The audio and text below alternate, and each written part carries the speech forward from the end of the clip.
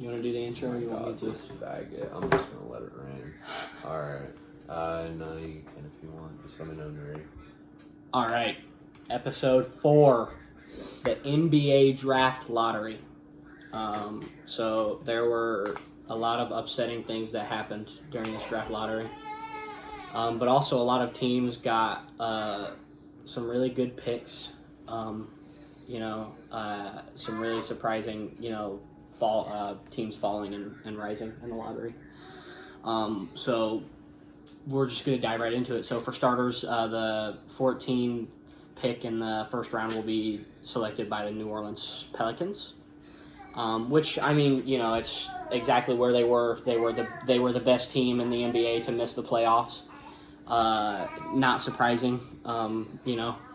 At 14, I'm not sure who they're projected to get, but it won't matter too much. They've got a really solid roster over there in New Orleans. They're just like one piece away, really, from drafting somebody, or not from winning at all. I mean, you got Zion Williamson. You just need Zion Williamson to stay healthy, and then you've got one of the best teams in the league. CJ McCollum is a bona fide all-star. Brandon Ingram is another bona fide all-star, and you got Zion Williamson, who, when healthy, is looking like one of the best players in the entire NBA. So, do you have anything to elaborate on that? Not much. Just, a good position to be in, really, I think. Even though it's the last lottery pick, at the end of the day, you're still a good team that's picking pretty early. So, yes. It's a good spot to be in, I think. Yeah. So then you have the 13th pick, which is going to the Toronto Raptors. I personally believe Toronto should just blow it up, build around Scotty Barnes. He's a really solid player, won Rookie of the Year, not this year, but the year before, over players like Cade Cunningham and Evan Mobley, who both had, phenomenal seasons. While Cade Cunningham didn't shoot the ball extremely efficiently and Evan Mobley wasn't very good offensively, both players deserved the award, and it ultimately went to Scotty Barnes, who also deserved it just as much. As a Toronto Raptors fan, only having the 13th pick in the draft is, sad. But, you've also got Pascal Siakam, you've got Fred VanVleet, you've got Gary Trent Jr., you've got Chris Boucher. This is a nice, middle-aged team. I'm not too worried about the Raptors. I think they'll probably make some moves in the offseason, tank next year for, a player like Mikey Williams. A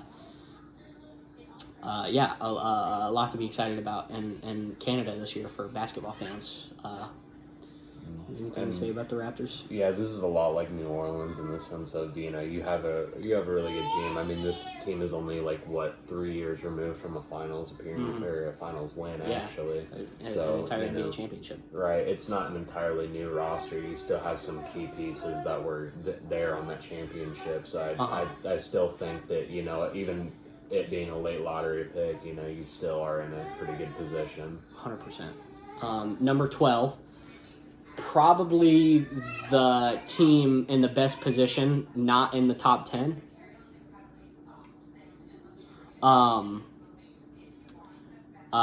Oklahoma City. Phenomenal young core. You are the 12th seed. Shai Gilgeous-Alexander is looking like the best point guard in the world right now. You've got Josh Giddey with an amazing, defensive and playmaking upside who can score the ball at all three levels. You've got Luguentz Dort, who is an amazing defender. And on top of all that, you still have your number 2 overall pick, Chet Holmgren, who hasn't played minutes in the NBA yet. You've got Isaiah Joe. You've got just all these really good quality young pieces to build around.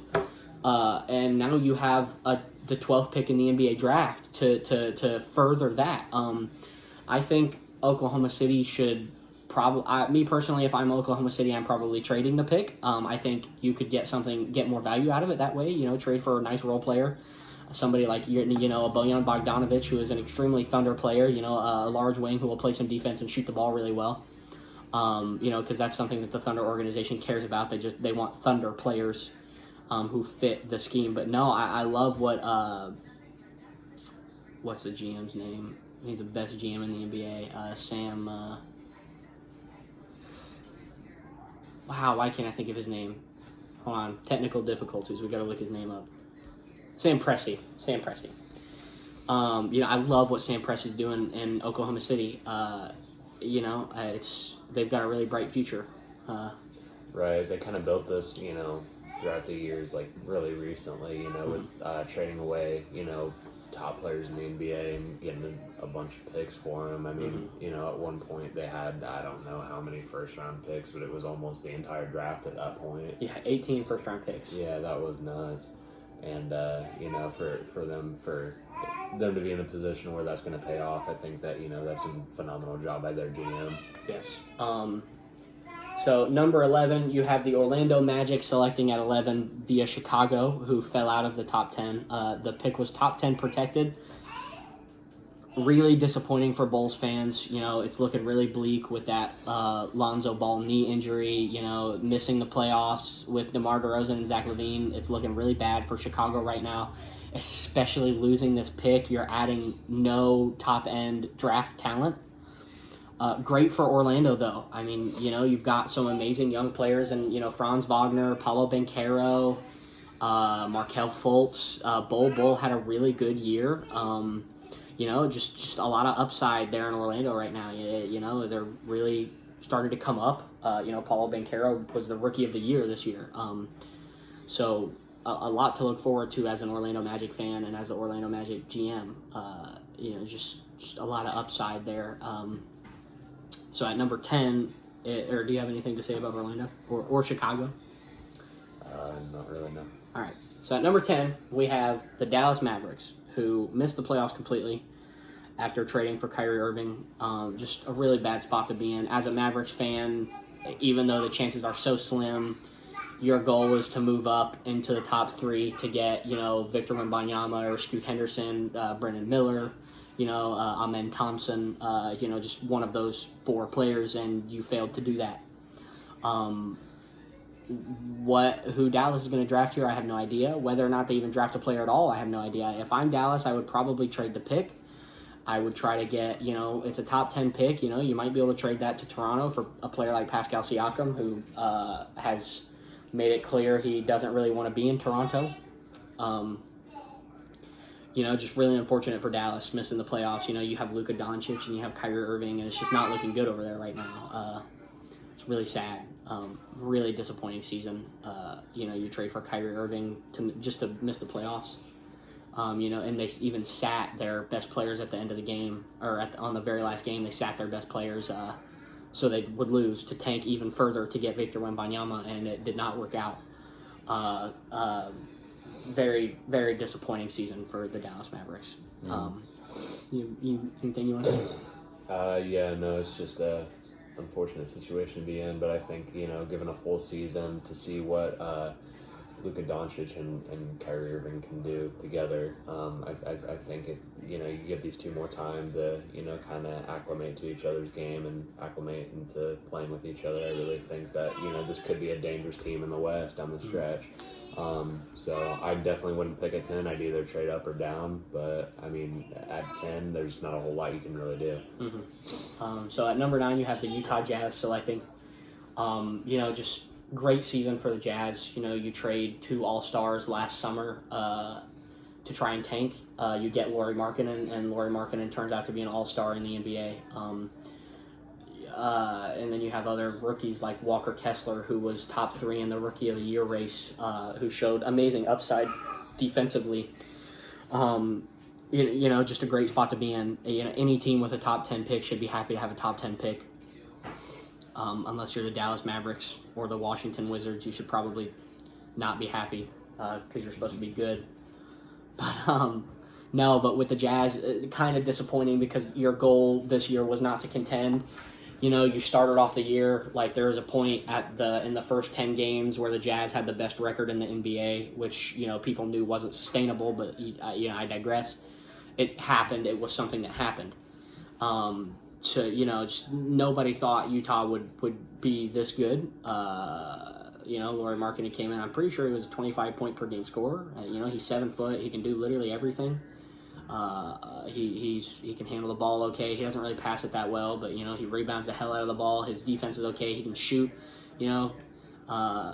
So a lot of upside for Utah, and you have other young pieces like Colin Sexton, and you have Walker Kessler, and then you've got trade pieces like Jordan Clarkson.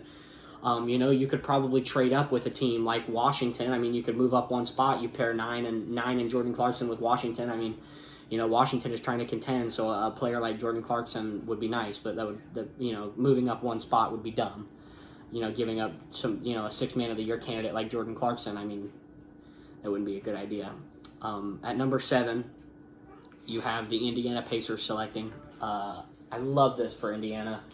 They were able to get into the top 10, which is something Indiana has not done in recent history. They have always tried to be competitive, which has not been good for their organization. In the NBA, you don't really want to set the bar so low that all you're doing is making the playoffs. You want to be a team that people can say, I think this team will contend. And Indiana has not been that for a really long time. But you have star guard Tyrese Halliburton. You've got up-and-coming rookie Benedict Mathurin, who was also all-rookie first team this year. One of the best rookies in his class. Just a great talent. You're a Pacers fan. I'm sure you got a lot to say about them having the 7th pick. Yeah, no, just excited to see who's going to be. We obviously have those key pieces that, we can, go down the line with and, kind of see how well our young talent is going to be, because this team is incredibly young. So it's very exciting to see who this is going to be, and I hope it pans out well, just like it did last year. Mm-hmm. With the Indiana Pacers mocked up to select Grady Dick, I like that. He is a good, and he's an absolute 3-point laser. So at number 6, you have Orlando also choosing Amen Thompson. No, sorry. Orlando projected to choose Amen Thompson with the 6th pick. I like that pick for them. Again, they have 2 lottery picks this year, which is super good. Just really, really raw talent. Amen Thompson is. A team that already has so many guards and Cole Anthony and Markelle Fultz. I'm not sure how good of a fit that would be, but also when you're rebuilding, you don't really need to draft for fit. But no, as an Orlando Magic fan, I would be grateful to be in this spot right now. Just a really young team, great young players. So, just to add to that is great. The biggest disappointment of the draft, number 5, the Detroit Pistons. After tanking this year, only winning 17 games. They had the worst record in the NBA by 5 games. They fall all the way to 5. They fall the farthest you possibly can. They're projected to draft Jarace Walker is his name. This mock draft right here has Taylor Hendricks, which would not be bad. I personally, if I'm Detroit, I would probably draft Amen Thompson at 5 and not let him fall to 6. But either one, Jarace Walker is a great talent. Amen Thompson is a great talent. Just a lot of really good talent this year. And Detroit needs it. You have Cade Cunningham, you have Jaden Ivey, you've got Jalen Duren, Isaiah Stewart. You need to.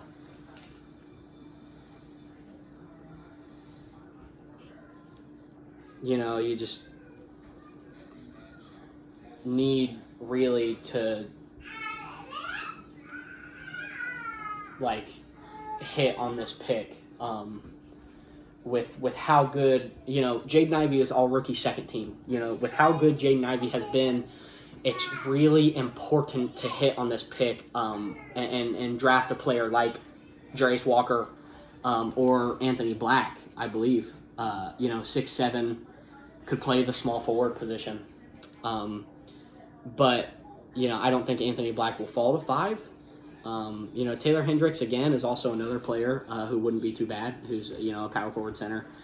It's just the only problem is that drafting him takes minutes away from a player like Jalen Duren, Isaiah Stewart, and James Wiseman, which is why the Pistons are in a really weird spot right now because, they're just trying to draft for fit. And as a rebuilding team, I don't really think that's the way to go about it. I believe that you should, draft for what is draft the best player available, and in this specific situation, it's probably Amen Thompson if he's available. Obviously, if somehow a player like Brandon Miller or Scoot Henderson falls, you draft them because Scoot Henderson might be a generational talent. But a lot of upside in Detroit, a whole lot of it. You have Cade Cunningham, who is looking like an all-star, looking like a future, not even just all-star, a future generational talent, coming into the NBA. Shooting the ball inefficiently, not really a efficient scorer, per se, but, a phenomenal passer, a great rebounder. There was a stat his rookie year said so there's a stat that teams will trace. It is like how many assists a game you would average if your teammates hit every open shot you generated. And I think his rookie year he averaged like 5 assists, but if his teammates were hitting every open shot he generated, he actually would have averaged like upwards of 9 or 10 assists a game. So, just a great passer with an absolutely amazing upside, can do everything. Other than really defend, but he hasn't really gotten a chance to prove his defensive capabilities because, the Pistons are a rebuilding team who's not super focused on, winning games, hence as to why they only won 17 this year. So drafting next up is the Houston Rockets, who are projected to draft Anthony Black, who is a point guard. I don't really hate this pick. They have Jalen Green, and they've got, Alperen Sengun. They've got Jabari Smith Jr. But you also have Kevin Porter Jr., who is a really okay prospect. Trace Jackson Davis going number 23 to the Trailblazers would be pretty cool too. But you have all these young players in Houston. I just don't know how I feel about drafting, giving up on Kevin Porter Jr. so fast. He's a really talented NBA player. He's not bad. He can score the ball very well. And now we get into the top 3. So, selecting number 3 overall, jumping from 7 to 3 is the Portland Trailblazers, which was really surprising. And if you're a Trailblazers fan, you should start rejoicing because chances are the Charlotte front office has never been smart, so they are not going to draft the best player available. They're more than likely going to draft for fit, and since they already have their point guard of the future, they're going to draft the small forward available, which is Brandon Miller, which might not be a bad pick. But I definitely believe Scoot Henderson is a better prospect than Brandon Miller is. And Scoot Henderson might be a Portland Trailblazer. Now, the rumor is that the Trailblazers will trade the pick. I personally, if I'm the Trailblazers, I would probably trade Damian Lillard and start rebuilding around Scoot Henderson and Anthony Simons. But if that's not what happens and they decide to trade the pick, then they might be able to get something pretty good out of it. Like, again, the Raptors might be willing to give up a Pascal Siakam for the 3rd pick. And while I don't think Pascal Siakam makes the Trailblazers a contending team, it shows Damian Lillard that they're trying.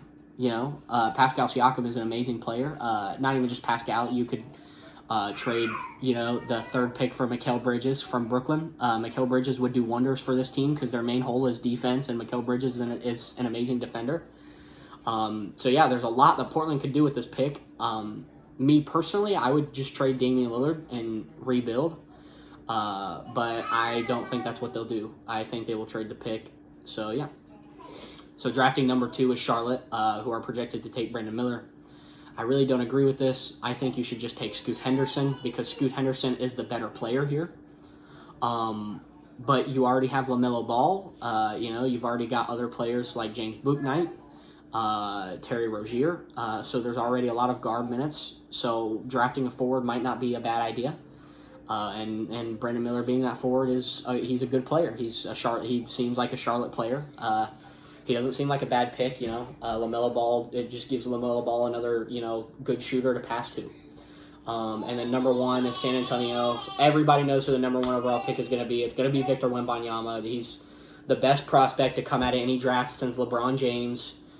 Just amazing 7'4", center who does it all. He can handle the ball. He can shoot the ball. He can defend. He's one of the best post defenders, not in the NBA right now. He's just so much upside to him that you'd be delusional to draft any player in this draft over him.